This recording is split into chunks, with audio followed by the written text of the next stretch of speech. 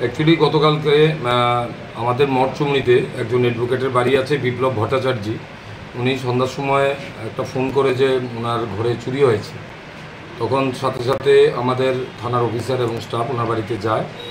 মঠচুমনিতে ওনারা দু ভাই থাকেন, একজন গভর্নমেন্ট এমপ্লয়ি পিন্টু ভট্টাচার্য, আর একজন উনি অ্যাডভোকেট। তারা সকালবেলা দুজনই বাড়ি থেকে বেরিয়ে গেছেন অফিস টাইমে। বিকালবেলা যখন অফিস সেরে বাড়িতে এসেছেন তখন তাদের দরজা খোলা এবং ঘরের ভিতরে আলমিরা ভাঙা অবস্থায় দেখতে পায়। তখন আমাদের অফিসার্স, আমরা 3 জন অফিসার্স এবং টিম আমাদের পাঠাই ওখানে ইনভেস্টিগেশন করার পর দেখা যায় পার্শ্ববর্তী একটা বাড়িতে একটা সিসিটিভি ফুটেজ আছে। আপনাদের মধ্যে অনেকে ওখানে গেছেন। তো আমরা ফুটেজ দেখে একটা ছেলেকে, এখানে যে রাহুল যে আছে, রাহুল দাস, এই ছেলেটা, সে একটা বাইসাইকেল নিয়ে মুভমেন্ট করেছে ওই গলিতে, তাকে দেখা গেছে। এবং গেটের বা ওই বিপ্লব ভট্টাচার্যের গেটে যে এন্ট্রি করেছে এটাও একটা পোর্শনে দেখা গেছে। তখন আমরা তাকে আইডেন্টিফাই করি, সে আমাদের এই থানাতে আগেও অ্যারেস্ট হয়েছে। তার পিছনে আমরা লোক লাগাই, সে কোথায় থাকে। তো লোক লাগানোর পর সে টাউন ইন্দ্রনগর শ্মশানের এখানে তারা ভাড়া থাকে এক বাড়িতে, আমরা সোর্সের মাধ্যমে জানতে পেরেছি।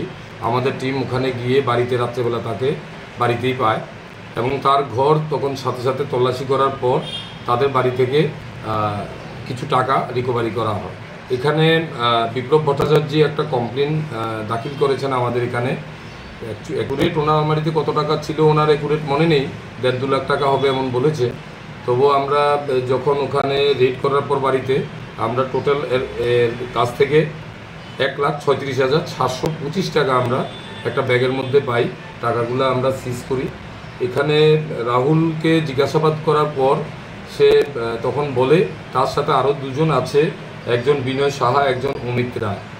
তো অ্যাকচুয়ালি বিনয় সাহার বাড়ি পরভোগে, অমিত রায়ের বাড়ি শ্রীনগর। এরা সবাই এখানে ইন্দ্রনগর, টাউন ইন্দ্রনগরে ভাড়া থাকে এখানে।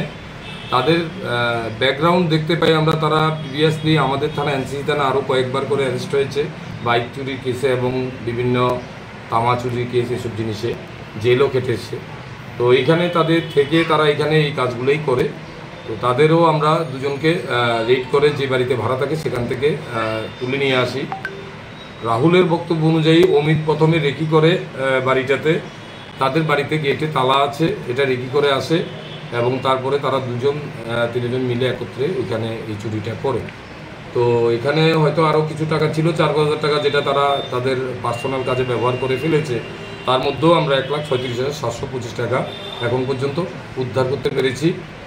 বাকি আমরা তাদের পুলিশ রিমান্ড চাইব এবং তারা আরও অন্য কোনো কেসের যে ইনভলভেন্সি আছে কিনা সেটা আমরা দেখব ইনভেস্টিগেশনের মাধ্যমে। আচ্ছা, তাদেরকে কি জিজ্ঞাসা করেছেন কী কারণে, কেন তারা এই চুরির সাথে ইনভলভ হচ্ছে?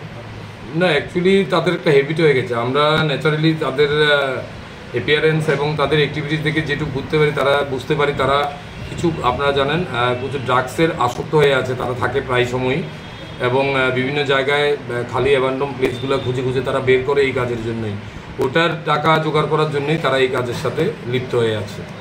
এটা প্রিভিয়াসলি কেসেও যখন আমরা দেখেছি তারা অ্যারেস্ট হয়েছে, এই জিনিসগুলো আমরা ইনভেস্টিগেশনে আমরা দেখতে পেয়েছি।